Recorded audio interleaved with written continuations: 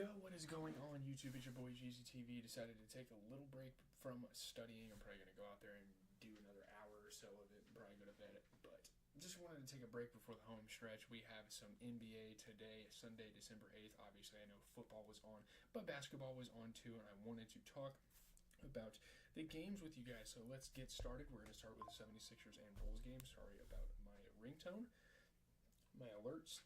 But, yeah, Sixers, Bulls. Joel Embiid scores 31 in his return. Tyrese Maxey is his first triple-double. The Sixers beat the Bulls by 8. It's safe to say this is probably the Bulls or 76ers' best performance all season. Obviously, great scoring, great rebounding for Embiid, coming back off of all the controversy, all the load management, injury problems, whatever it is. Tyrese Maxey had his first career triple-double, so that's big time, and the Sixers beat the Bulls. Yeah, great scoring for Joel Embiid, just coming back, hitting tough shots. Really good game here. Obviously, Zach LaVine was going to be a problem with, his three-point shooting. And you get a Jalen Smith half-court shot at the buzzer. But kind of looking at the performances, you look at the 76ers and you get a 31-point, 12-rebound performance for Joel Embiid. You get Tyrese Maxey, not the greatest shooting splits by any means, but 25 points, 14 assists, 11 rebounds. You get 12 points and 10 rebounds for Kelly Oubre. Really good rebounding, actually. Wow, they outboarded the shit out of the Bulls. 12 points, 10 rebounds for Kelly Oubre. He shot 67% from 3, 50% from the field. Very efficient. Looking at the Bulls, you get a 30-point performance for Zach LaVine, and that's pretty much all she wrote. And I really appreciate Josh Giddey for being a facilitator and stuff, but man, at some point he's going to have to become somewhat of an offensive weapon. Now, obviously, they have guys like Jalen Smith that have been able to come off the bench and kind of provide stuff like that, but Josh Giddey has to play a little bit better in that regard if they want that extra oomph, if they want that extra push to win at games. As we move on to the Bucks and the Nets, I'm telling you, the Nets continue to make games close. It shouldn't really be close, but they do it. Damn near every other game I see them play. Bucks snap a 2-game skid with a 5-point victory over the Nets. Obviously, great scoring, great rebounding today for Giannis. Solid passing, he had a couple plays here and there that just helped them win. And again, they snap a losing streak. Giannis doing Giannis things, getting to the rim, doing stuff like that. Really good game. Bobby Portis was playing really good at the rim defense for the Bucks, and similar with Giannis. Really good defensive efforts. Obviously, good stuff there. Looking at the Bucks, 34 points and 11 rebounds for Giannis. That's a pretty good performance. Damian Lillard, 15 points, 11 assists. Not too much, but enough to help them win the game. 23 points for Bobby Portis, who shot 5 for 5 from 3 and shot 90% from the field, only missing one shot the whole game. 20 points for Gary Trent Jr. off of 60% shooting, so a little bit of everything there. Again, Chris Middleton's working his way through the rotation. That's fun to see. Looking at the Nets, though, at 26 points for Cam Johnson. He shot 50% from 3. 21 points and 10 rebounds for Nick Claxton. 34 points and 11 assists for Dennis Schroeder. I don't know. Keon Johnson started. He didn't really play the best. You obviously have, Shake Milton off the bench, which you could possibly give a try. I don't really know. It's kind of a situation over there. They don't have the greatest clientele in the world, and I'm sorry if I'm speeding through these games. I'm not rushing to get this video. I want to talk about these games with you guys and discuss some implications, but I also need to kind of get back to studying and possibly work on a video. I don't know. I'll probably just study a little bit, but moving on. Hornets and Pacers. Brandon Miller's late free throws helped the Hornets beat the Pacers by 4. They snap an 8-game losing streak. So a couple of losing streaks are snapped today by some of these teams. Brandon Miller hit 2 free throws in the final seconds, and he scored at a pretty high level tonight for the Hornets. Again, it's going to be said a bunch of times, not having LaMelo Ball is going to incline him to play a lot better, obviously, and they get the win, getting to the rim, dunking it down, hitting tough shots. Brandon Miller was doing a little bit of everything. Really good game here. Miles Turner was hitting threes. Isaiah Wong was hitting tough shots for the Hornets. But yeah, man, again, 26 points for Brandon Miller. And that's really all she wrote. He shot 50%. No one else on the team is really going to play that well, and that's kind of expected at this point. He doesn't have that many great pieces. You get a 30-point performance that got wasted from TJ McConnell off the bench. I don't know what was going on here. You have your star players, Pascal Siakam and Tyrese Halliburton, being held under double digits, and Pascal Siakam rebounded really well, and I get that. That's cool. But I don't know. I mean, obviously, when guys like him are struggling and guys like Tyrese Halliburton are struggling, you can give Obi Toppin, Jarris Walker, T.J. McConnell. They have all sorts of guys off the bench a chance, which they didn't really do. I don't know. They kind of just left Tyrese Halliburton in the game to play like shit, and they kind of left Pascal Siakam in the game to do the same thing. I don't know what those two were up to tonight. It just wasn't good.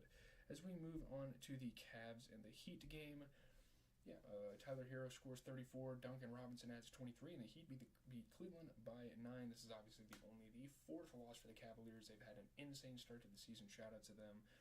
But yeah, great scoring for Tyler Hero and Duncan Robinson, which is awesome. The Heat stay hot. They're starting to win some games. They got over that 500 hump, and they're starting to make some strides. So that's really fun to watch. Jimmy Butler throwing down some oops. Really, really fun game.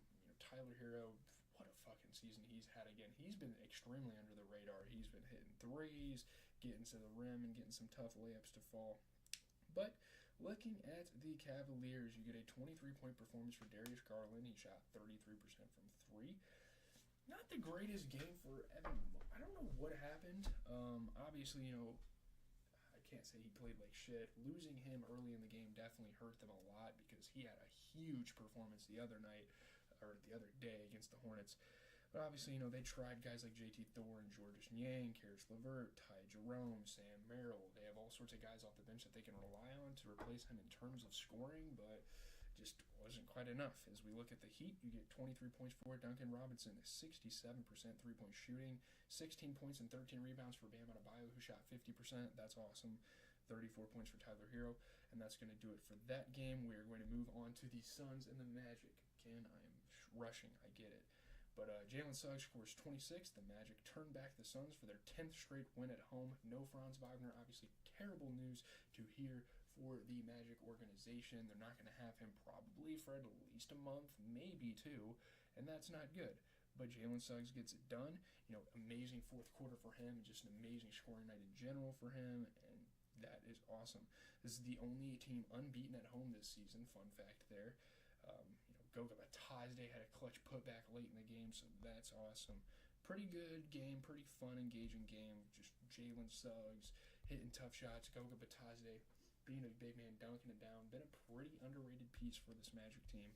Devin Booker was making it tough here and there. He had some nice shots, but yeah, looking at the Suns, you get a 21-point performance for Tyus Jones, and you get 25 points for Devin Booker.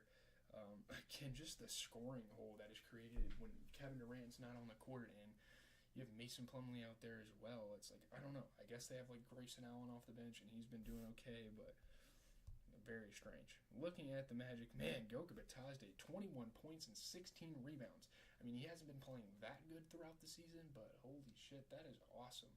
Love seeing that out of him. Again, 26 points for Jalen Suggs off of 40% three-point shooting. So that is going to do it for that game. Let's get rolling here. Let's see what else we have. We have a couple more games to talk about. Let's talk about the Pelicans. Spurs. Victor Wembanyama helps the Spurs beat the Pelicans by 5 as Chris Paul moves into second in career assist. Obviously, a big milestone was hit for, obviously an NBA legend, Chris Paul. Chris Paul moved into second place in the NBA's career assist list. Victor Wembanyama came back from an injury, and he had a pretty good scoring night. He had a good scoring night, yeah. And it gets done. CP3 is second all-time in assist, which is awesome. I guess John Stockton's still at the top. I don't know. I don't really pay attention to that type of stuff. But really fun game nonetheless. I mean, in the final minute, Wemby just hitting big shots. And, Trey Murphy for the Pelicans obviously using his athleticism. And Charles Bassey was playing good defense. But, yeah, Wemby played really, really well. You look at the Pelicans, and honestly, the Pelicans didn't play too bad for who they had on the court. I mean, 18 points and 14 rebounds for Messi. You had 18 points and 11 assists for DeJounte Murray. You had 25 points for Trey Murphy. Trey Murphy, the third, had 25 points off of 40% three-point shooting and 50% overall shooting. They just don't have that many good rotational pieces off the bench. Like Jamal Cain could have definitely played a little better. I don't really know. I don't have too many complaints here for not having Zion, not having Ingram. I think they played pretty decent. Looking at the Spurs, you get a 25-point, 10-rebound performance for Victor Wembanyama. You get 22 points, great game for Stefan Castle, who shot 40% from 3, and you get 16 points, 11 rebounds for Charles Bassey off the bench, who shot 50%. Yeah, shout out to Stefan Castle continuing to kind of lead the charge for some of these rookies. And in terms of the rookies, I guess, as we have 2 more games, let's first start with Timberwolves Warriors. Stephen Curry scores 30 and dishes out 8 assists. The Warriors beat the Timberwolves by 8. Stephen Curry sunk. Why are we saying Stephen Curry? Curry sunk a 39-foot jumper from nearly half court to be the third quarter buzzer, and obviously great scoring, solid facilitating, just being a guard out there, leading the Golden State Warriors past Minnesota, and that's awesome. So the night-night celebration from Draymond, that was funny, I guess. There was some cool antics. Steph Curry hitting tough shots all game. Buddy Hield was hitting his spots and hitting some threes. Pretty fun game overall. Jonathan Kuminga being aggressive, using his athleticism, his strength to kind of get to the rim there. I don't know. Looking at the Timberwolves, you get a 14-point, 11-rebound performance for Julius Randle off of 50% three-point shooting. You get 27 points for Anthony Edwards. But, man, today's a day where Rudy Gobert just didn't do a whole lot. I mean, I don't know. He didn't play too good. Obviously, you have Naz Reid, Dante DiVincenzo, Nickeil Alexander-Walker off the bench to kind of help with the scoring aspects. But, yeah, not a great scoring night for Rudy Gobert whatsoever. Obviously, we know he's not a good scorer, but it would be nice if he played a little bit better in that regard. You look at the Warriors, you get a 20-point performance for Jonathan Kuminga. You get 30 points for Steph Curry, and you get 27 points for Buddy Hield. So really good stuff there. Kind of a trio of scorers for the Warriors. Moving on to the final game I want to talk about of the night, we're going to get into the Trailblazers-Lakers game. Without LeBron James, the Lakers roll past the Trailblazers. They win by 9. They end a 3-game skid. Another losing streak. What do you know? That is ended. Great scoring and rebounding from Anthony Davis. We've kind of come to expect that out of a guy like him. D'Angelo Russell, great scoring, great facilitating. One of the best games from D'Angelo Russell we have seen all year, and obviously he's been kind of struggling, so it's really nice to see him come out and play like this. And they win. No LeBron James, no problem. Great game for Anthony Davis, just being a traditional dominant big man in the league. He's not even just traditional, he's dominant. What's going on, Chippy? I'm about ready to end the video. We're going to talk about the Lakers Trailblazers, but appreciate you for sliding by. Rui Hachimura being aggressive. Bronny had a chase down block. The Heat won. Yeah, that's good. The Heat have actually been playing really good recently. But yeah, Bronny, man. Blocked by James. No, I'm just kidding. Pretty good game, though. Anthony Davis was getting up for some oops, as he does, as Anthony Davis would normally do. But let's just look at some things. Trailblazers had a 14-point, 19-rebound performance from DeAndre Ayton. He shot 50%. That's really it, though. Not the greatest game in the world. I mean, I don't know what the hell was going on with Jeremy Grant. The guy shot 1 for 12. That's not good. Obviously, Jabari Walker can come off the bench, and they have Denny Abdia. They have Delano Banton. They have Scoot Henderson. They have all sorts of those guys that can kind of replace him in terms of the scoring, but Jesus, man, 1 for 12. That's not good at all. So we get into the Lakers, 30 points, 11 rebounds for Anthony Davis. You get 23 points for Rui Hachimura. He shot 60% from 3, and you get 28 points, 14 assists from D'Lo, who shot 50% from 3, and you kind of get that trade deadline, I'm going to be put on the block, D'Lo with that. So that was a lot of fun. So we're going to Monday, I don't know. I mean, I guess the Knicks play the Raptors. It's probably going to be a dog shit game. I guess they're gearing up and they're trying to market for the NBA Cup to come up with the quarterfinals. But yeah, Knicks Raptors being the only game on, and it's just not that good of a game. Whatever. If it's a close game, I can come on here real quick and talk to you guys. But other than that, I'm out. I'm going to go get some studying done. Got to finish up this semester strong. I got 5 finals this week over a span of 4 days, which isn't bad. But yeah, I'm going to try to